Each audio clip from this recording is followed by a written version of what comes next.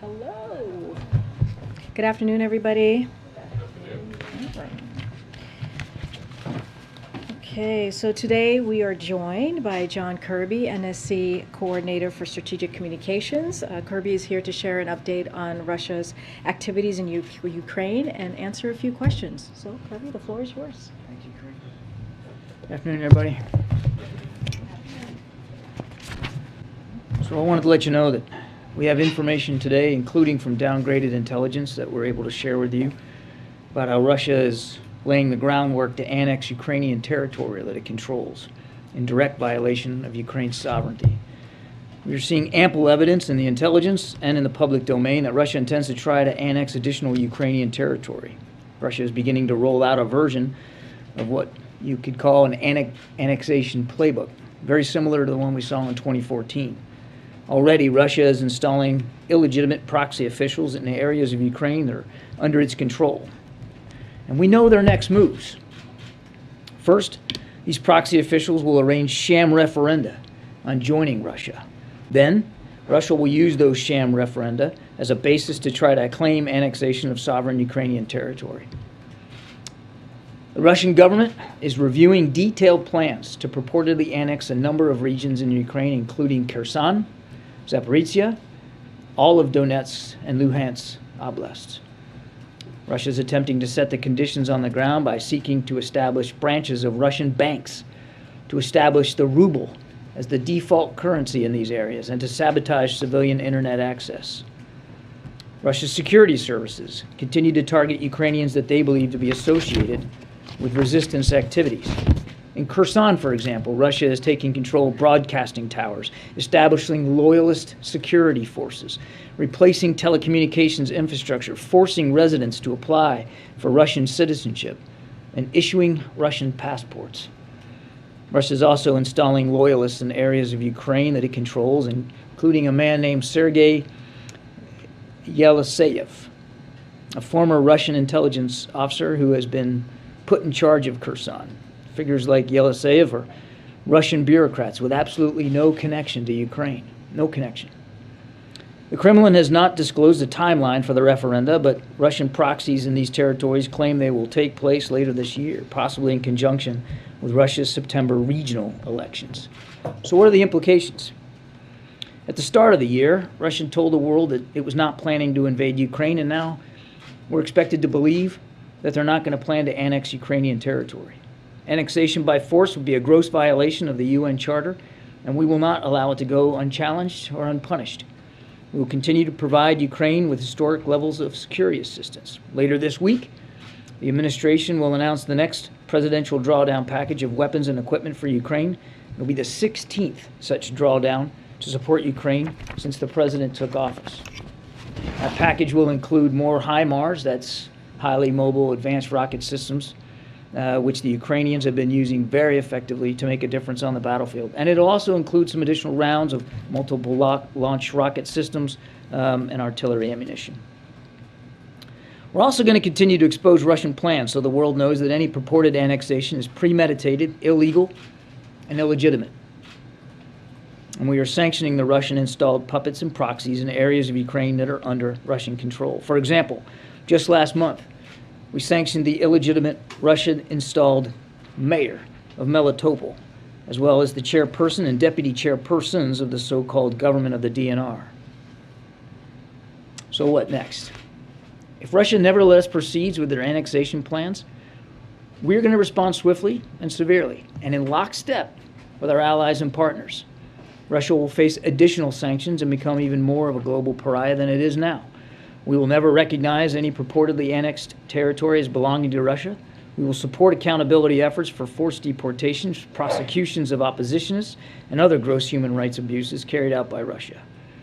And we would remind Mr. Putin that over time, it may prove unable to hold this territory. It's not a given. The Ukrainian military will work to retake that territory, and the Ukrainian people will resist Russian control and seek to drive Russia out, as they have been doing the last 5 months. Russia already made a grave mistake with its invasion. It's achieved none of their strategic objectives. When they invaded Ukraine, only 4 of the 192 other members of the UN took Moscow's side. So the international community, we're convinced, will continue to stand up for state sovereignty.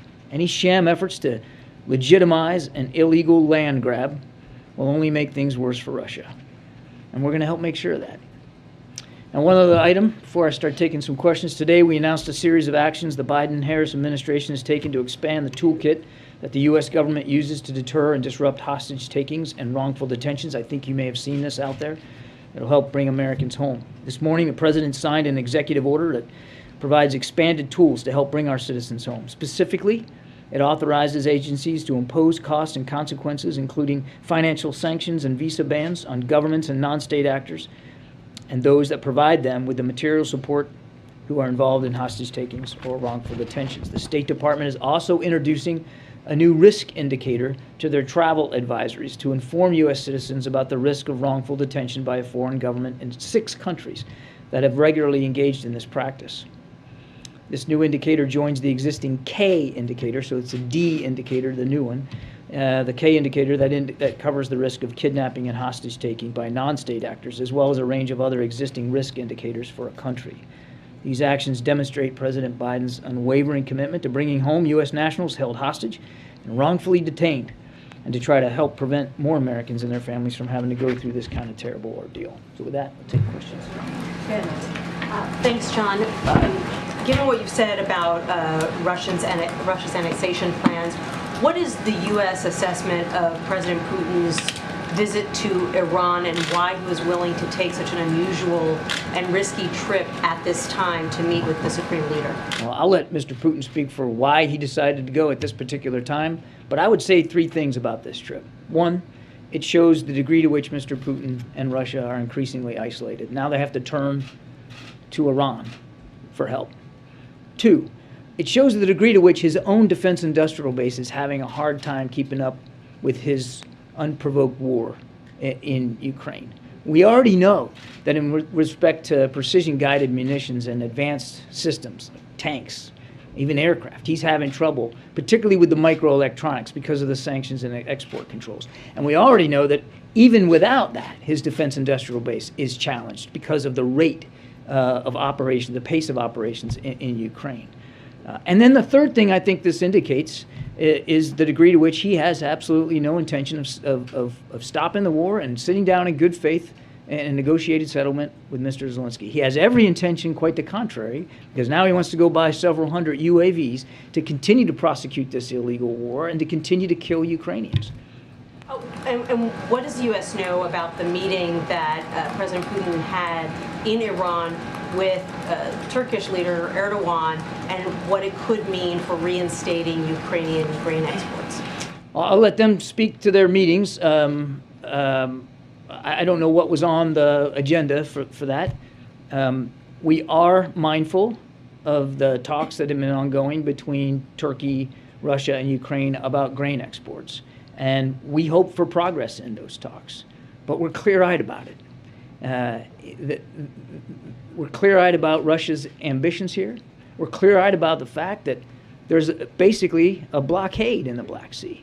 So while we certainly welcome Mr. Erdogan's leadership in here, and the president has thanked him for that leadership, with trying to come up with a negotiated solution here to get the grain out, it's unfortunate that he even has to have those talks, because there's a blockade that Russia could stop today. They could take their ships out of the Black Sea, they could let that grain go, and alleviate a lot of food security problems, not just in Europe, but in the Middle East and Africa or elsewhere around the world. So again, we're hopeful that there can be some sort of arrangement to get that grain out of there. But we're not looking at it through rose-colored glasses in terms of the success that they'll ultimately be able to achieve. The only thing I'd add to that is it's good to see Ukraine at the table in these discussions, and that's as it should be.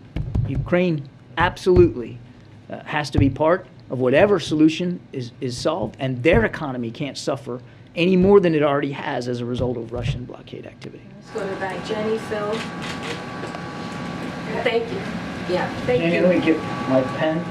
I dropped it. Because often when you ask me questions, Yeah. I have to write them down. Go ahead. Don't be nervous. Oh, no. I am always nervous when you're called. Thanks. Thank you, John. I have two questions on one Ukraine and one Russia. The Ukraine recently announced that diplomatic surveillance with North Korea. And meanwhile, Russia announced that it would send in North Korean workers to rebuild Donbass in Ukraine. What is your comment? Or is it a violation of the UN Security Council sanctions? I'm not expert enough on sanctions to know whether these actions are violations of resolutions. But again, it just shows the degree to which Mr. Putin remains isolated. Now he's got to turn to North Korea, and he's got to turn to Iran here, rather than just doing the right thing to begin with and ending the war. And eventually there's going to be reconstruction of Ukraine. But that's going to be for the Ukrainians to decide, Janie. Not the Russians, not the North Koreans, not anybody else.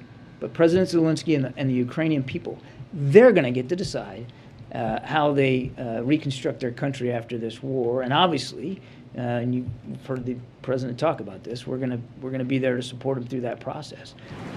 The goal right now, and we can't forget what it is right now, and as I mentioned it in my opening statement, is to continue to help Ukraine defend itself against this aggression inside their country, making sure that Mr. Zelensky and the Ukrainian armed forces have what they need to continue to fight back and to reclaim their sovereignty. That's what matters right now. Thank you, Karine. I'd like to ask you, sir, a question about some of the comments that the president made when he was in Spain last month. But before that, rewinding to some of your statements moments ago, you said that Russia over time may prove unable to hold the territory that they're annexing. I'm wondering, what does that mean in terms of the U.S. commitment to Ukraine? Are we talking about, backing some sort of military operation for the Ukrainians to take back territory that was taken from them, or was that a more general statement about diplomatic pressure? There's no change to our policy with respect to helping Ukraine defend itself. Now, we help provide them the training that they need in some of these advanced systems and the systems themselves. And I would remind you that it's not just the United States, some 50 other countries. In fact, Secretary Austin is going to be holding yet another iteration of the Ukraine Contact Group this week. And I suspect you'll see additional international contributions to Ukrainian security assistance. And we give that material to them. We give them the training if they need it. Mr. Zelensky and his chain of command, they determine how they're going to use it. And we have seen over the last, it's hard to believe, 5 months, but 5 months, where the Ukrainians, sometimes all in the same day, will be on the defensive in some areas and on the offensive in others. And we have seen, just in the last week or two, both of that, depending on where you're at. The Ukrainians are certainly, they have a right not only to defend themselves, but they absolutely have a right to go on the counteroffensive inside their own country against Russian forces. Now, where and when they do that, how they do that, and what systems they use, that's for them to decide. Our job, again, is to make sure they've got the tools and the training to be able to defend. Second question. President Biden announced last month that he was going to be sending 2 more destroyers to Rota, Spain. I think the number is going from 4 to 6. That's right. And I guess I'm wondering, why is the president sending these warships to the Mediterranean to defend the Spanish coast there? I mean, this is a country that spends about 1% of its GDP on total defense, when there seems to be an increasingly serious threat in the Indo-Pacific from China. I mean, shouldn't Spain step up? Shouldn't the Italians or French, patrol their own waters so that we can have a free hand on the other side of the world? This is one of the very few questions I'll probably ever get that are right down my lane. I knew you were coming to that. And I served as a young officer in the Med on a couple of different deployments. I mean, so a home port is just where the ship stays. Right. It doesn't mean that the ship is just there to sail in the waters off of Spain. And so the 4 destroyers that we have in the Mediterranean right now, they patrol the Mediterranean. And frankly, there are times when they'll patrol into the North Atlantic. It's just having them in Spain is what we call forward deployed. It's like we have We have an aircraft carrier and warships in Japan forward deployed. We have ships forward deployed into the Middle East based in Bahrain. It's just a place it shortens the time and distance to get them on station where they might need to be. And it's this decision by the president to add 2 destroyers to the 4 that are already there, I think is indicative of what the president has said many times. The security environment in Europe is different now. It has changed. Not is changing, not will change, has changed. And we need to meet that. This is just one of many moves and that the president spoke to in Madrid and at the G7 that were taken to improve our military posture on NATO's eastern flank. And some of those moves will be permanent in addition to the 2 ships, and it's going to take a little while for them to get there, to be permanently home based there. So it's not going to happen tomorrow, but we're going to put a headquarters forward command element in Poland, first time ever. We're going to make more regular more routine, I should say, the rotational deployments of Army land forces throughout the eastern flank as well. So it's all part and parcel of a larger effort by the United States to make sure that we are able to meet our Article 5 commitment to our NATO allies, particularly on the eastern flank. We're not emphasizing one theater at the expense of another? Oh, you have to do both. And I'm glad you followed up on that. I mean, we already have 60% of the United States Navy either in or based in the Indo-Pacific. There's already a robust military capability in that part of the world, and we have no intention whatsoever of decreasing that focus and that energy there. You've heard Secretary Austin talk about China being the pacing challenge for the United States military, and that's exactly how they're treating it. Take a look at the budget that we just submitted for 23, and you'll see chapter and verse how the United States military is really trying to make sure they're investing in the kinds of capabilities that we're going to need in the Indo-Pacific to face that pacing challenge. Look, the United States military is a global power, and you have to be focused on all kinds of different regions and face all kinds of different threats. The president was just in the Middle East because that too is an important area for our national security interests. We can do more than one. Thank you, sir. Yeah.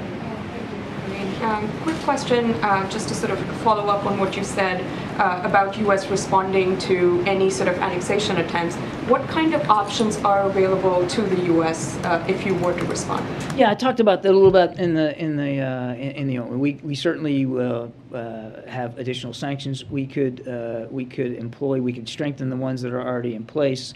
We can further try to make it harder, squeeze Mr. Putin's ability to wage war. Waging war is an expensive business. He now he's facing inflation of up to, thanks to all the international pressure, he's already facing inflation of up to 20%. His imports have fallen by 40%. The Russian stock market fell by about 30% recently. I mean, this has not been without costs, and we can raise those costs on him. Are you expecting to do any of that in the next few months? I don't have anything to announce today. We wanted to make it clear today what we're seeing. And we've already, as I said in my opening statement, started to sanction some of these so-called officials. So I don't have any new announcements to make today, but we just wanted to make very plain for the American people what we're seeing and make it very plain to Mr. Putin that nobody's fooled by it. We know he's just dusting off the old playbook from 2014, and we're going to be watching this closely. Last point, and it's important, I know I say it all the time, but it's not just the United States. The international community is wise to this as well, and we fully expect that our allies and partners will participate in any additional pressure put on Mr. Putin. Go ahead, Jeff. Yeah. Hi, John. I wonder if we could change topics a bit here. You've long talked about how climate change is a national security issue for the country. I'm wondering if you view this as a national emergency, and if you believe that executive actions that will be announced are enough of a message to send to the world that the U.S. is indeed serious about climate change. I'm not going to get ahead of any announcements on specific actions with respect to climate. But let me take a step back. I mean, the Pentagon has noted, not just in this administration, but even the previous one, that climate change is a national security issue. Geez, Jeff, I mean, not only does it affect our infrastructure, and you're already starting to see military bases like Norfolk Naval Base having to invest millions of dollars to try to improve their infrastructure because of rising sea levels. So it has an impact on our infrastructure. It has an impact on our readiness because you're seeing it now, even in the wildfires, where so many National Guardsmen are being called out, and God love them for that. But those are important tasks and missions, but it takes away from other tasks and missions when it comes to defending the United States. So there's an impact on our own readiness just because our troops, our sailors, our Marines, our airmen, our Coast Guardsmen are being called out to respond to natural disasters, which are getting worse because of climate change. And then lastly, it's a driver of actual missions because climate change creates instability, which creates insecurity in some places, and you can end up, the fighting in Syria started really as a result of a drought. And so it can actually drive military missions and force the military to become involved in places and at times where they wouldn't have had to otherwise. So again, I don't want to get ahead of the president or any decisions he may or may not make, but the president believes that this is a very important issue for our own national security, and we're gonna treat it that way. Back to Iran and Russia, and if I may, a quick one on the executive order from today. Jake Sullivan had said last week that Iran was preparing to train Russian forces to use armed drones in Ukraine starting this month. Does the U.S. have an indication that those training sessions have started, or that Iran has actually given those drones to Russia? We don't have any indications that the sale has actually occurred. And so therefore we wouldn't have any indications that there's been training done on them. And I don't want us to get lost in the details here. I mean, I know it's important. Obviously, we wouldn't have talked about it if it wasn't. But it is an indication of how much more desperate Mr. Putin's becoming in terms of his own defense industrial base and the degree to which he wants to continue to prosecute this war. Now, a lot of it's going to depend on how many does he buy, what kind of capabilities they have. But the Iranians have a domestic production capability of drones, and those drones have lethal capabilities. We've seen that for ourselves in the attacks that they have perpetrated in Iraq and in Syria against our own troops and against our own facilities there. So we're watching this closely, and we're taking it seriously. And on the executive order from today, how quickly might we see sanctions on people or countries that the U.S. considers responsible for detaining Americans wrongfully right now? And how might this impact or play into the cases of Brittany Griner or Paul Whelan? I don't want to get ahead of any decision space here. That's not my role today. These are additional tools that the CEO gives us, including the ability to levy additional sanctions. So, again, I'm not going to preview anything or get ahead. Last thing I'd say on this is that the president remains laser focused on these cases and in constant touch with his national security team and with our special presidential envoy for hostage affairs on all these cases, including, of course, Mr. Whelan and Mrs. Griner. Thank you, Karine. On the Iran nuclear deal talks, John, just wanted to get your view on this. Wendy Sherman said last week it's in Iran's best interest to make a deal. They would get sanctions relief, they would improve their economy and sell their oil again, and the world needs their oil so they can get a good price for it. So I'm asking, is the White House viewing sanctions relief for Iran as a way to bring down gas prices? The administration is looking at a return to the JCPOA, the Iran deal, to prevent Iran from obtaining a nuclear weapon. That's the goal. And you heard the president talk about this on the trip.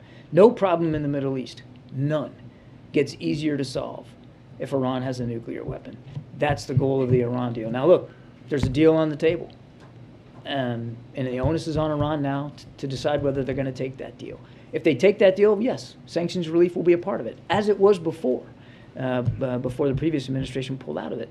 But the goal, the objective, the purpose is to prevent Iran from getting a nuclear weapon. So how should we understand her statement then? Because the president's whole strategy when he was on his Middle East tour was to counter Iran, but her language makes it seem like maybe they're not so bad if they bring down gas prices, which has been hurting the president in polls, obviously.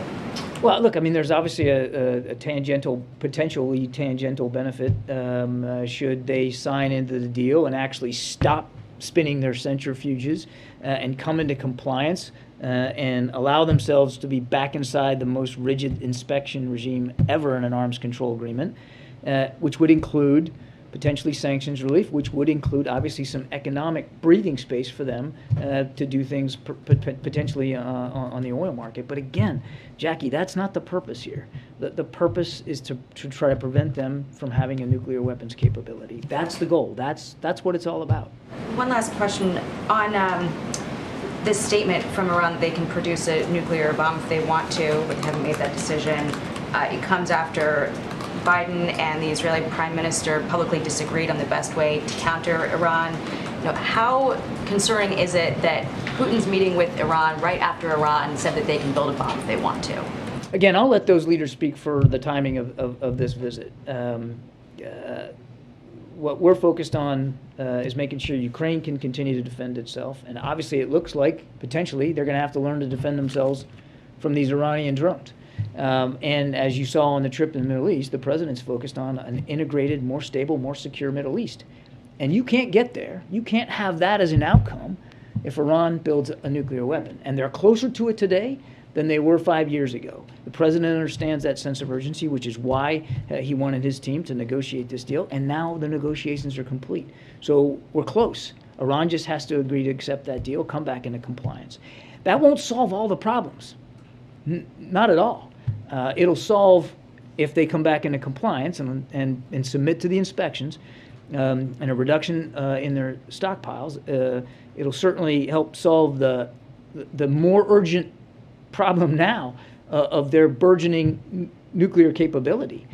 But it won't necessarily solve their developing ballistic missile capability, which continues to improve. It won't necessarily solve their support for terrorist networks in the region. It won't solve the threats to maritime security in the Gulf that we continue to see out of Iran. And it potentially couldn't, won't solve all problems in Yemen, although we're glad for this ceasefire. So we're still going to have to stay focused on all those other issues, which is, again, why the president's trip was so important.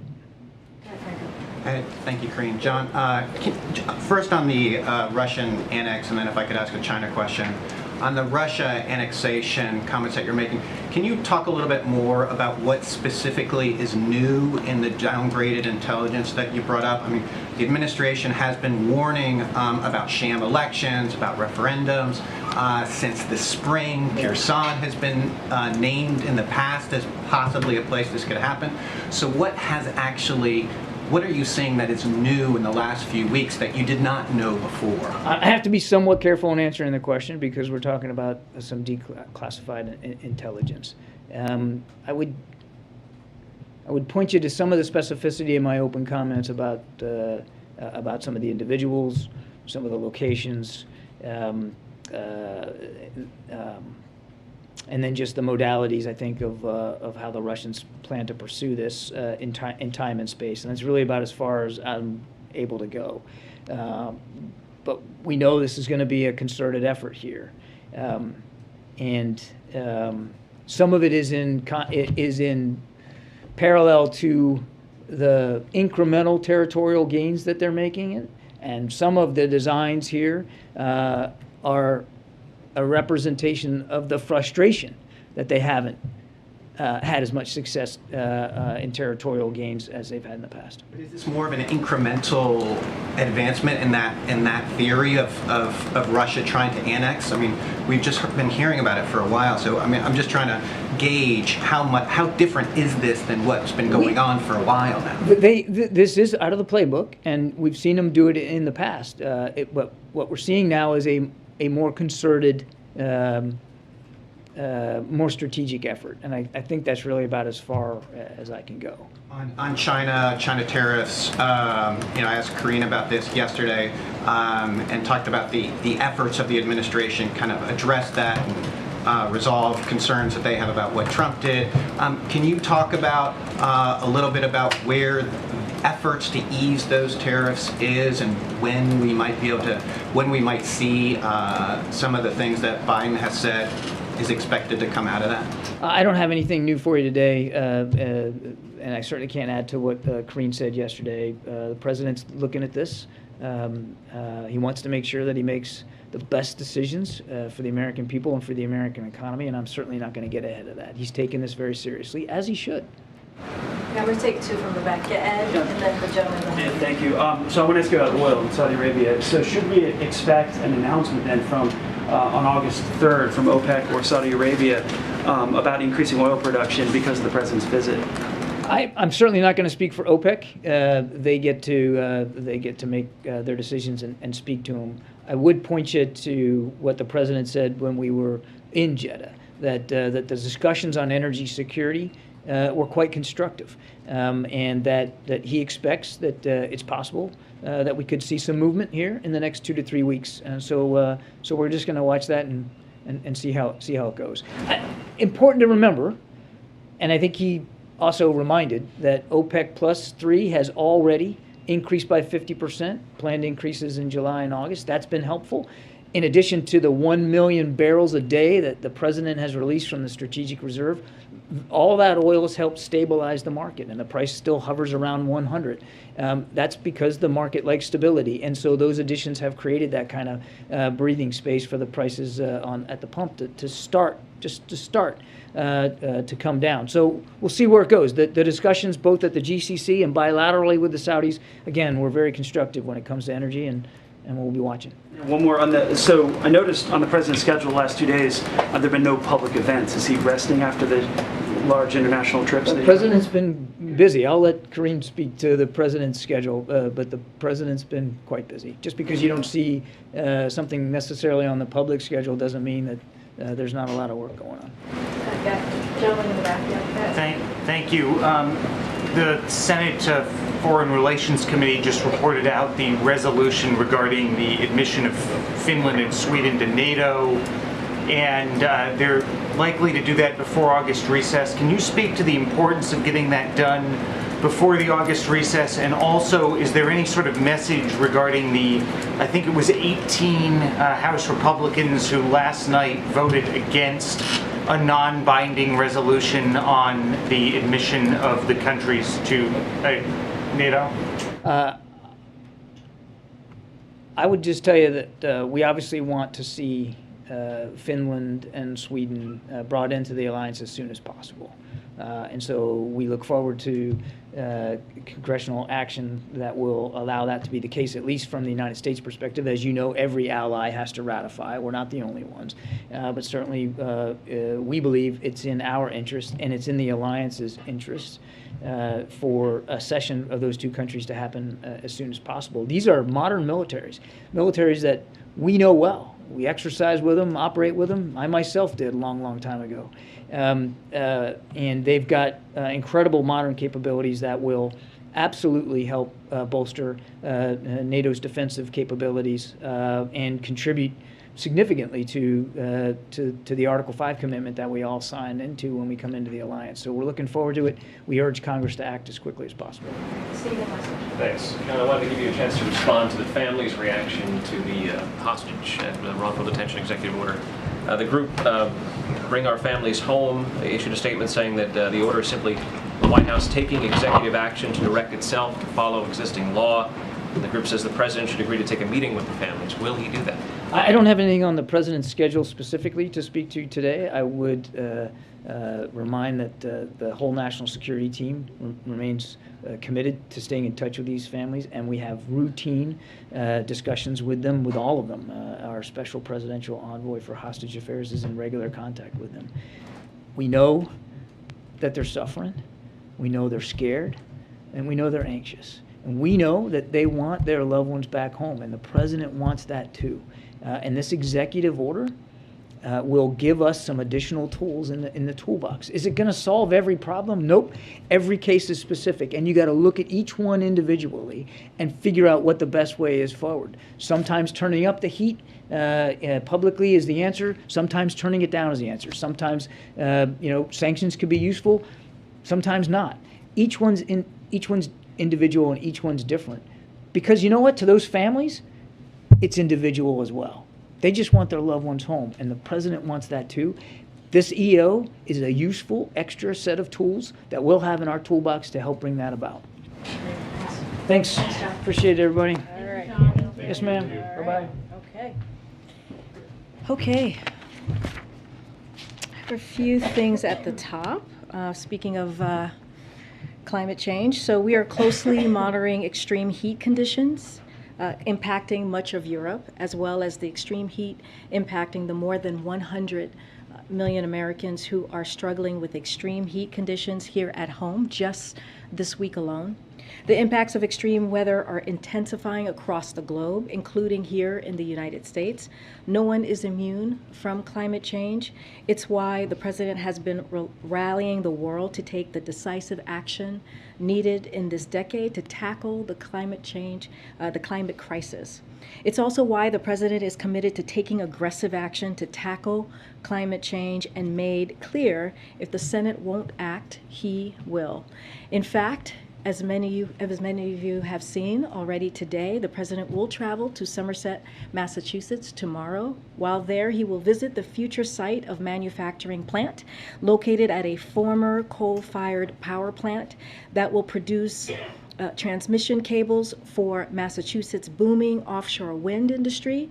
The president will underscore the historic clean energy investments his bipartisan infrastructure law will make in Massachusetts and announce additional actions he will take to tackle the climate crisis and secure a clean energy future. The president ran on fighting the unprecedented economic and national security threat of climate change, and he has been taking decisive action to do so since taking office. Tomorrow's action will be a continuation of that work. And I have two things, because I know folks in the room asked this question, two different questions yesterday, and I said I would get back to them. I think, Eugene, you had a question about ACLU.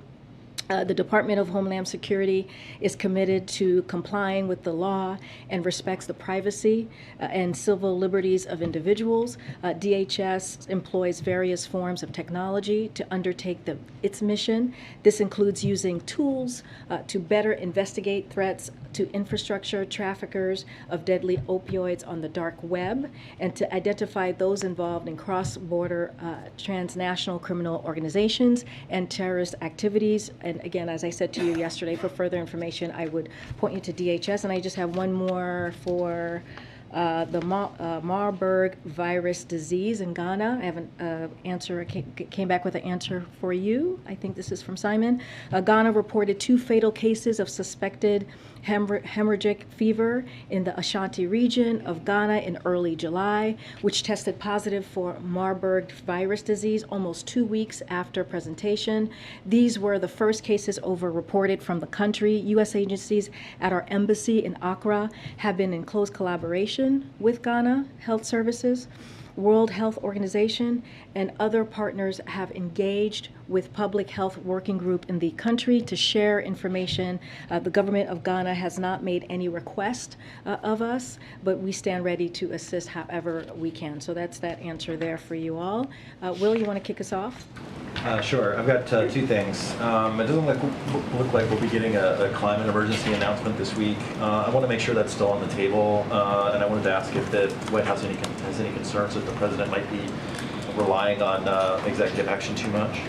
So to answer your first question, look, one thing that I just want to step back and just lay out for all of you, when the president was one of the first in Congress when he was a senator to ring the bell, the alarm bell on climate crisis. So this is an issue that has been front of mind for him. This is an issue that has been, when it comes to the climate crisis, a priority. And taking action is something that he said he will do if Congress won't. And he has been taking action as we have, as I had just stated in my opening remarks, since he's taken office. So he's going to take, as I said, additional climate actions in that vein tomorrow, and he's going to continue. He's not going to just stop with the actions of tomorrow. But I would not plan a announcement this week on national climate emergency. Again, everything is on the table. It's just not going to be this week on that decision. Another matter, Senator Manchin is rejecting the global tax deal that Secretary Yellen negotiated with like 100 plus countries. What will happen if those countries move ahead with the deal and the U.S. doesn't? So I have a couple of points on that that I wanted to share with all of you. So we remain committed to finalizing a global minimum tax. It will level the playing field, as you all know, for U.S. businesses, decrease incentives to move jobs offshore, and close loopholes that corporations have used to shift profits overseas, which will benefit American workers, businesses, taxpayers, and middle-class families. So that is critical and that is important and why we need to do this. But this significant incentive for America to come into, it's significant for America to come into compliance. Right now, other countries are pursuing legislation that would put them in compliance. If they act and America doesn't, we'll lose out on tax revenues that we could use to invest in the strength of our economy and the middle class. So it's too important for our economic strength and competitiveness to finalize this agreement. So we'll continue to work always to get it done. So that's going to be our focus as well. Go ahead, Ashley. Thank you. Two related questions on climate. First, why did the White House decide that tomorrow is not the day to declare a climate emergency? I mean, what I can say is the president's going to do everything that he can to take action. Again, climate crisis, taking climate action is critical. It's important. You heard Kirby talk about our national security, how it threatens our national security, how it threatens the economy. And what the president wants to continue to do is make sure that we're lowering energy costs for the American family. Again, everything is on the table. I'm not going to go into private discussions, policy discussions, or get ahead of the president at this time. He's going to make some announcements today. What I can say, this climate emergency is not going to happen tomorrow, but we still have it on the table, and I don't have a date circle on the calendar. When it does happen, can you talk a little bit about what specific tools it would then give the administration and what specifically you would use it for and do? So one thing that I just wanted to make clear, because some folks were asking about the abortion piece, the emergency abortion piece. So just wanted to lay out. So look, we haven't ruled out a public health emergency, as I just laid out, and so we're just still moving forward with the options that we potentially have in front of us. Everything is on the table, but declaring a public health emergency is very different from declaring a climate emergency. Each unlocks a different set of authorities and a different pot of funding, and so that's one way to think about that. So, you know, one of the reasons I wanted to bring this up, because we've heard this, and so comparing one against the other as a reflection of priority would not be accurate. But again, it's on the table. We don't have anything to announce at this time, and you know, the president will speak more on what it is, how he wants to move On those forward. differences, is it a bigger pot of money it unlocks? I know that was one of the concerns the administration had about the public health emergency, and are there any other specifics you can share about how you could use a climate declaration? So I don't have any specifics or anything to move further on what I just stated, but you're right. When Jen Klein was here just almost 2 weeks ago, she talked about how in the pot of money for the abortion pieces, there was just tens of thousands of dollars there. So there was some feeling that we didn't know exactly how that would work, but she did state that it would be still on the table and that we were still thinking through it. But as far as what's on the climate side, I just don't have more information to share. Are there any downsides to declaring a climate national emergency? Right now, like I said, it's not on the table for this week. We're still considering it. I don't have the upside or the downsides of it. As you can imagine, and I have said, this is an important priority when it comes to getting to clean energy, when it comes to dealing with climate crisis, when it comes to taking action. So the president is going to continue to make sure he's doing everything that he can to deal with the threats of climate change. I just don't have specifics on the pros and the cons, but it is still on the table. When you talk about actions for tomorrow, should we assume that he'll be signing executive actions to announce tomorrow? Jeff, I just don't want to get ahead of the president. Again, he's going to make some announcement. Call on this later to explain what he's doing. There might be. I just don't have when to announce. We normally do, to your point. We usually have background calls when we're ready, and we usually invite all of you. I just don't have when to announce. There might be in the next couple of hours. I just don't have anything to share at this point. Involved in these meetings today, or what exactly has he been doing yesterday and today? So he's been in meetings. I was scheduled to meet with him today in the Oval Office. So he's been meeting with his senior staff. He's been meeting with a staff. I think some of you may have seen him when the First Lady of Ukraine was visiting with our First Lady. I believe you saw him very briefly. So he's just been very busy dealing with the issues of the American people and meeting with his staff and senior staff the last 2 days. Okay. Just a quick one on climate emergency and public health emergency. How concerned is the White House it may land up sort of angering female voters if it does sort of go ahead and announce a climate emergency ahead of a public health emergency, considering we haven't seen such an announcement after Roe? Is that why maybe the timing has been moved, or? No, I wouldn't look into. I wouldn't make that into an issue. Both of those things are still on the table. We just haven't announced them or made a decision yet. I just laid out what the difference is between when you look at a public health emergency on the abortion side, when you look at a public health emergency more so on the abortion side, but the difference between the two, we just don't. They're both on the table. We just haven't made an announcement on that yet. Did say that he's asked his administration to see if he has the authority to declare a public health emergency. Is there sort of any update into that work to see if he has the authority ultimately to declare something like that? Again, we're looking at all options. Everything's on the table. We just haven't made a decision on this yet. Thank you. Thanks, Karine. The mayors of New York City and D.C. are calling for more federal resources to assist with asylum seekers who are being bused to those cities from Texas and Arizona. They've had thousands of people arriving over the past couple of weeks. Mayor Bowser here in D.C. said that these people are being tricked. What federal resources is the White House preparing, if any, to deliver to these cities and other cities that are now dealing with an increase of asylum seekers? So I can tell you, Karen, that we have been in touch with both of their administrations, both of their offices, and we're going to continue to look into their requests.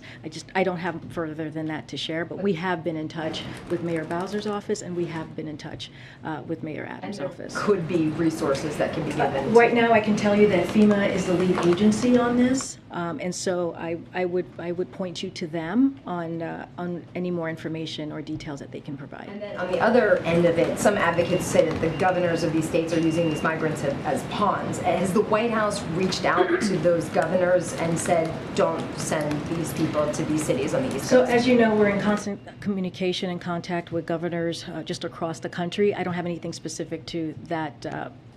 That the specific on migrants being shipped to other states. Is there a message from the White House about?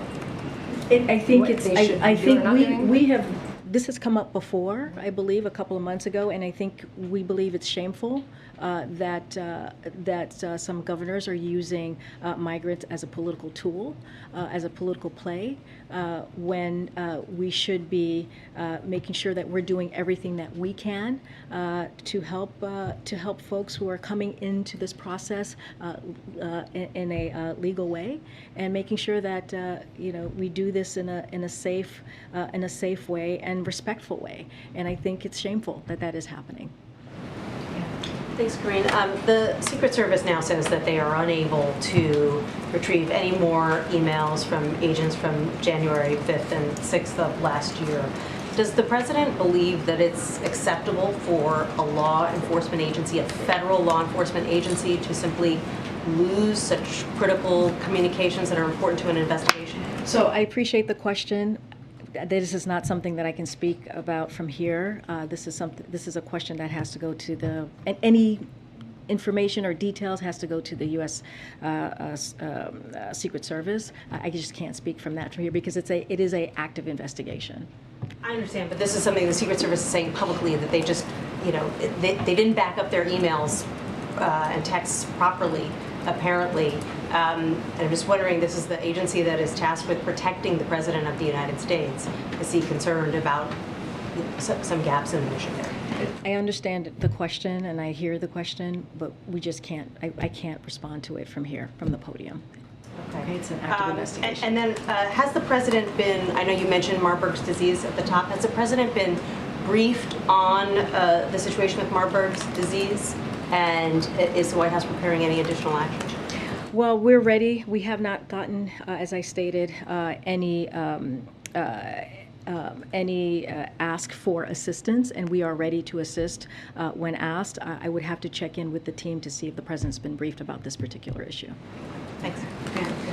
Can you say what role ongoing reconciliation talks played in the climate decision? For instance, is the climate emergency off the table because you're worried it will upend the apple cart in the Senate with Senator Manchin or others by going sort of too big, too fast? Can you talk about what role the tensions are between what to do now on climate and what you're still hoping to get out of Congress? So when it comes to what's happening on the Senate with reconciliation, I will not negotiate in public or speak to any private conversation. I can tell you that our teams are in regular contact with Senator Manchin and other members in the Senate and in Congress, just as we do on a constant way, in a constant basis. I will say that, as I mentioned, I wouldn't expect an announcement this week on the emergency.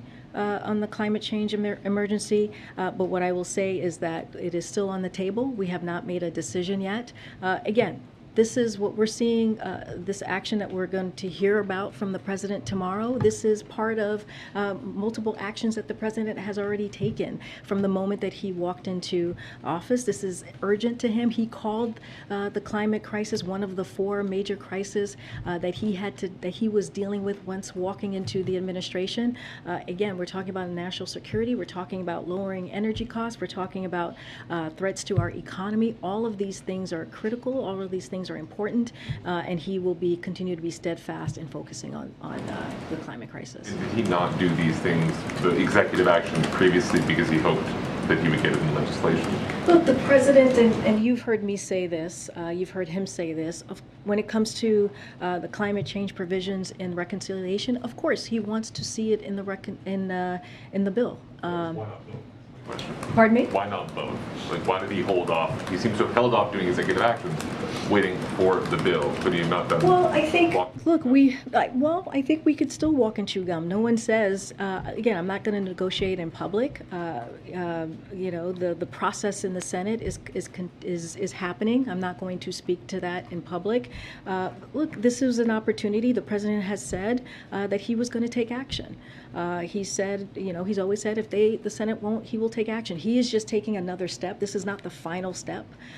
This is part of a process that you have seen him take, especially when it comes to the climate crisis. And so, you know, I wouldn't see this as an either or. I would see this as part of what he has been trying to continue to do in playing our part in the climate crisis and dealing with climate change. And finally, can you offer any update on the deliberations on student loan relief and what kind of timeline, if any, there is on that? So I don't have a timeline for you. I know this is a question that comes up often in the briefing room. This is something that is clearly important to the president, and so as soon as we have anything to preview, we will make sure that happens. Thank you. Thanks. Karine, too, on China. China's warning that relations with the U.S. would be damaged if Speaker Pelosi visits Taiwan. Do you have any comment on the reports that she's going, and has the White House had any communication with her office about this? So I'm just not going to comment on travel that the Speaker's office itself has not announced, I believe. That's the last that I've heard before I came to the podium. So we'll refer you to the congressional delegation on their travel. I will reiterate that the United States remain committed to our One China policy, which is set forth in the Taiwan Relations Act. As you know, the 3 joint communiques and the 6 assurances. This has been a consistent U.S. position for decades across multiple administrations. This is nothing new here. U.S. support for Taiwan remains rock solid, principled, and bipartisan, and is in line with our One China policy and longstanding U.S. commitments. But from what I understand, there has been no announcement, and I'm certainly not going to comment on her travels at this time. Any update on when President Biden may speak or have a phone call with President Xi? And that's been as you know, they spoke recently, not too long ago. We and I've said this before, we are keeping the lines of communication, of dialogue open. There has been staff-to-staff communications over the last several months since the last time the president spoke to President Xi. I don't have anything to preview on the next conversation. You're at your time. Do you want more? Oh, yeah, I'm at my time. Okay. I'll go around. Go ahead, Mike. Karine, a question on the Respect for Marriage Act. The president, after Dobbs, said that he believed the right to privacy was at risk. Obviously, you yesterday said that the administration supports this bill.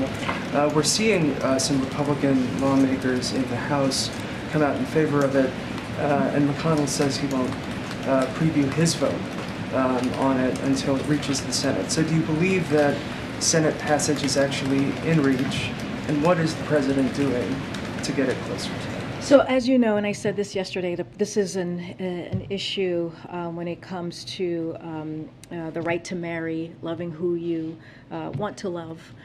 The president has been supportive of that for many, many years, clearly before he was a president, and he has been very vocal. And so first I want to say that he strongly supports the bill. As you heard me say yesterday, he's grateful that this has bipartisan support in the House as we're seeing it.